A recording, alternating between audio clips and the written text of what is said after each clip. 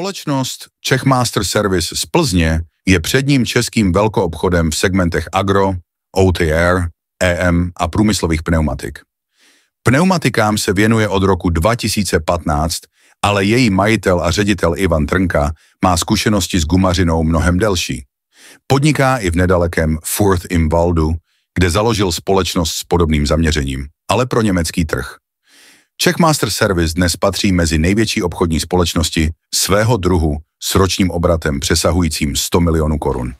Naše firma Czech Master Service je velkoobchodním prodejcem OTR pneumatik a agropneumatik na českém trhu a na Slovensku. Vystupuje pod obchodní značkou E-agropneu.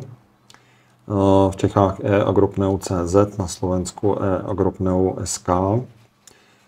V současné době jsme na trhu 10 let. Pracujeme s tímto sortimentem od roku 2015 a letos máme tedy 10leté výročí.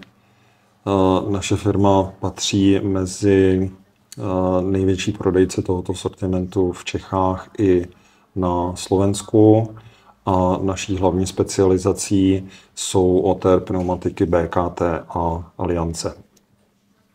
Náš hlavní dodavatel je společnost Bonnenkamp a s touto spolupracujeme řádově těch 10 let, kdy my jsme na trhu a ostatní pneumatiky ze segmentu OTR nebo EM tak nakupujeme od předních výrobců a dodavatelů v Evropské unii. Produkt, cena, rychlost a poradenství 7 dní v týdnu?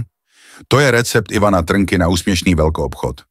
Technická podpora prodeje je v segmentu OTR pneumatik nesmírně důležitá a technici společnosti Czech Master Service osobně konzultují každou jednu objednávku, aby všechny parametry byly v souladu s plánovaným způsobem použití.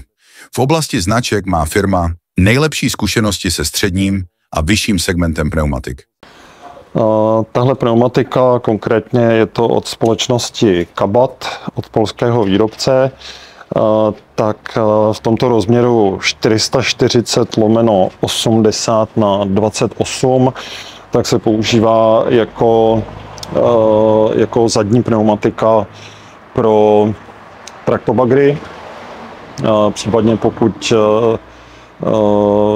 je možné, aby ta pneumatika byla i jako přední, pokud ty kola jsou stejný. Většinou se jedná o stroje značky GCB nebo Komatsu.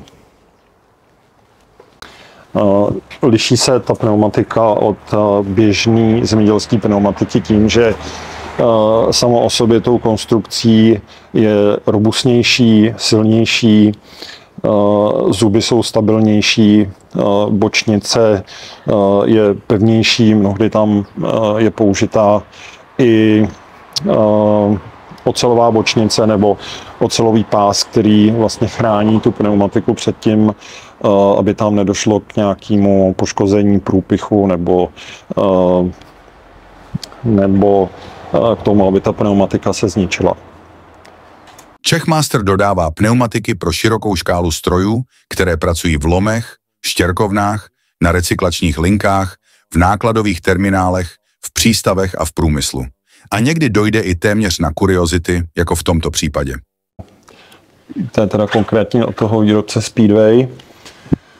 A jsou to military pneumatiky, které se používají pro většinou historické vozidla.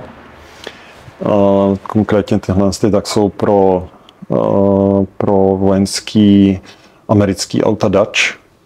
Je to rozměr 9x16, anebo potom se používají 6x16 a ty se používají pro buď repliky, anebo originál zrekonstruovaný vozidla Jeep Williams. A myslím si, že jsme jako jediný v republice, kdo tyhle pneumatiky dováží, nebo respektive určitě od výrobce Speedway, kdy vlastně my jich dovezeme někde kolem 1000 a dá se říct, že prodáváme potom do celé Evropy.